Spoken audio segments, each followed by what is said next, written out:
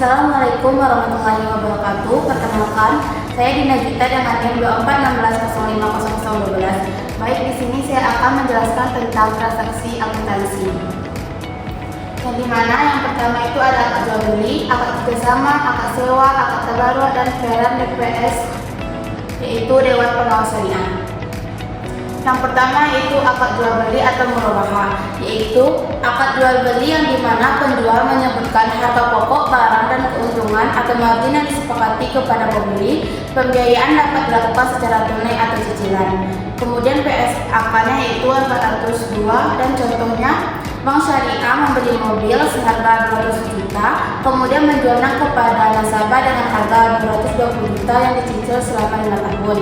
Pengungkapannya yaitu yang pertama ada rincian piutang murabahah berdasarkan jumlah, jangka waktu, jenis valuta, kualitas piutang, jenis penggunaan, sektor ekonomi, dan cadangan kerugian penurunan nilai.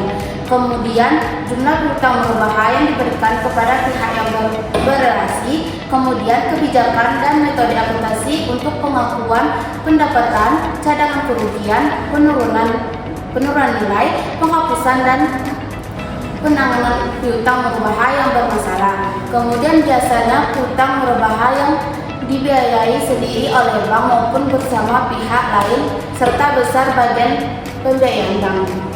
Adapun penyajian murabahah yang pertama yaitu uang muka murabahah sebagai liabilitas lainnya. Kemudian tagihan akibat pembatalan transaksi dicatat sebagai piutang jika uang muka tidak menutupi biaya real. Kemudian biaya murabahah disajikan sebesar saldo pembiayaan nasabah kepada bank. Kemudian potongan pelunasan atau angsuran dicatat sebagai pengurangan pendapatan margin murabahah. Kemudian jika penggunaan metode proporsional, pendapatan dapat beban yang belum diamortisasi disajikan sebagai aset atau liabilitas lainnya. Kemudian pendapatan margin yang akan diterima ada dua, yaitu nasabah performing dan nasabah non performing. Kemudian cadangan kerugian penurunan nilai disajikan sebagai pengurangan piutang murabahah. Kemudian denda atau takzir disajikan sebagai dana kewajiban bukan sebagai pendapatan bank. Yang kedua ada salam, yaitu akad jual beli dengan pembayaran dilakukan di muka, sedangkan barang diserahkan kemudian sesuai spesifikasi yang disepakati. Contohnya yaitu petani menerima pembayaran penuh saat akad, sedangkan hasil panen diserahkan 6 bulan kemudian. Penyajiannya yaitu piutang salam disajikan sebesar nilai tercatat jika pemasok tidak mampu memenuhi kewajibannya. Utang tersebut disajikan sebagai utang per. Kemudian utang salam disajikan sebesar nilai tercatat. Kemudian pengungkapannya yaitu mengungkapkan rincian utang salam dan utang salam meliputi jumlah, jangka waktu, jenis valuta, jenis barang, dan kuantitas barang pesanan. Kemudian pengungkapan piutang salam dari pemasok dan utang salam kepada nasabah yang merupakan pihak berrelasi. Kemudian PSAK-nya yaitu 403. Kemudian istisna yaitu akad pemesanan pembuatan barang spesifikasi tertentu dengan pembayaran sesuai kesepakatan atau model request. Penyajiannya itu uang muka istisna disajikan sebagai liabilitas, sedangkan uang muka kepada pemasok sebagai aset. Kemudian utang dan utang istisna disajikan sebesar nilai yang masih belum dilunasi. Kemudian aktiva istisna dalam penyelesaian disajikan sebesar biaya yang telah dibayarkan kepada pemasok. Kemudian termin istisna yang disajikan sebesar tagihan termin kepada nasabah. Kemudian margin istisna yang ditangguhkan disajikan sebagai pengurangan hutang istisna. Kemudian pengungkapannya yaitu yang pertama rincian piutang dan utang istisna yaitu jumlah, jangka waktu, mata uang, kualitas piutang, dan pihak bermasalah. Kemudian menjelaskan kebijakan akuntansi terkait pengakuan pendapatan, cadangan kerugian, dan penanganan piutang bermasalah. Kemudian yang terakhir mengungkapkan nilai kontrak, biaya pendapatan, keuntungan, sisa kontrak, klaim, serta periode pelaksanaan kontrak, dan jenis dan kuantitas barang pesanan. Kemudian PSAK-nya 404 dan contohnya pembuatan rumah, kapal ataupun gedung berdasarkan pesanan sesuai kriteria pembeli. Kemudian yang kedua, akad kerjasama. Yang pertama ada mudharabah, yang dimana kerjasama antara pemilik modal atau sahibul dan pengelola usaha sebagai mudharib. Keuntungannya dibagi sesuai dengan nisbah yang disepakati di awal, sedangkan kerugian ditanggung pemilik modal di sepanjang bukan akibat pelayan pengelola. PSAK-nya itu 405. Kemudian penyajiannya yang pertama ada pembiayaan mudharabah disajikan sebesar saldo pembiayaan nasabah termasuk pembiayaan yang telah berakhir atau dihentikan sebelum jatuh tempo terhadap tetapi belum diselesaikan. Kemudian piutang bagi hasil dicatat sebagai aset lain jika nasabah berstatus performing, sedangkan untuk nasabah non performing dicatat pada rekening administratif. Kemudian cadangan kerugian penurunan nilai atau CKPN disajikan sebagai akun pengurang atau kontra account terhadap pembiayaan mudharabah. Kemudian pengungkapannya yang pertama, rincian pembiayaan mudharabah berdasarkan jenis akad, penggunaan dan sektor ekonomi. Kemudian klasifikasi pembiayaan menurut jangka waktu, kualitas, valuta, CKPN dan rata-rata bagi hasil. Kemudian jumlah dan persentase pembiayaan kepada pihak berrelasi. Kemudian informasi restrukturisasi pembiayaan selama periode berjalan. Kemudian kebijakan pengendalian risiko portofolio pembiayaan mudharabah.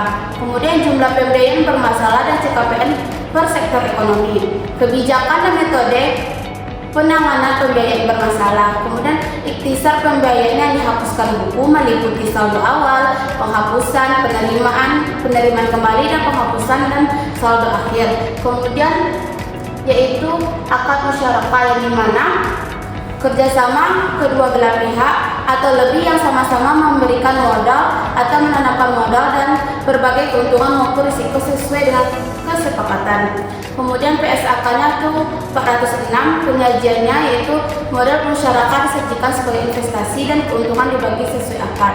Pengungkapannya yang pertama, kontribusi modal masing-masing pihak, nisbah keuntungan, jangka waktu, dan risiko. Kemudian yang ketiga ada akad sewa yaitu ijarah, yang dimana akad pemindahan hak guna atau manfaat atas barang atau jasa tanpa perpindahan kepemilikan barangnya.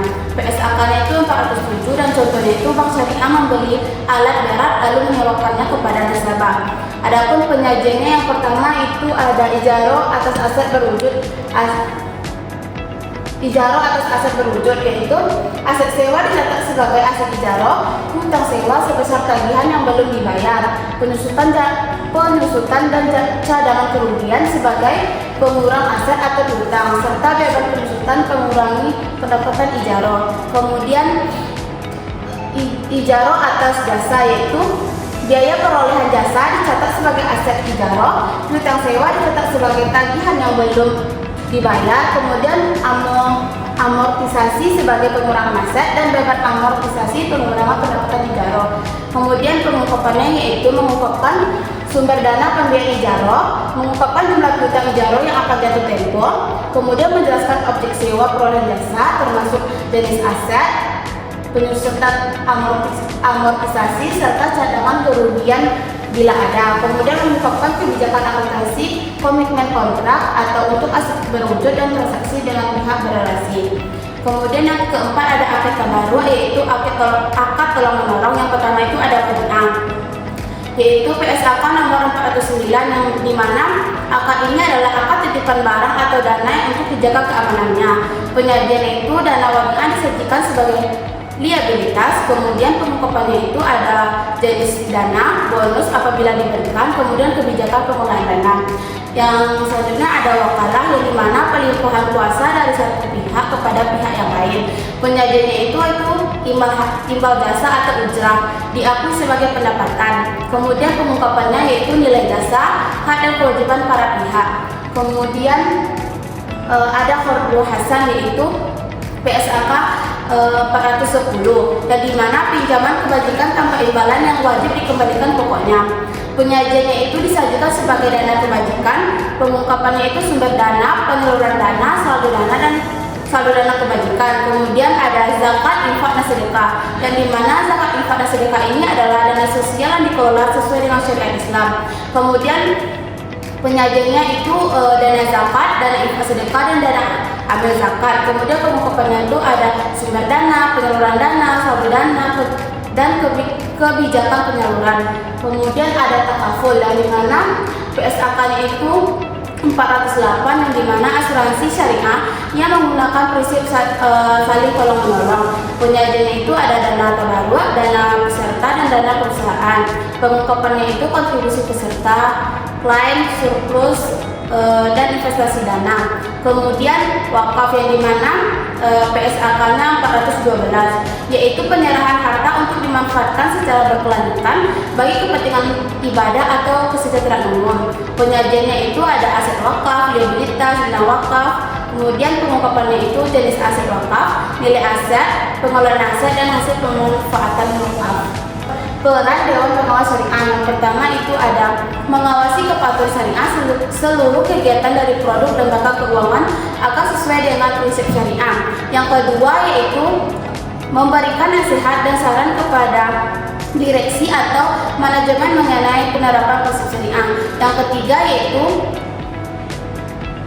menilai dan mengawasi akal serta produk baru sebelum diterapkan agar tidak bertentangan dengan fatwa syariah.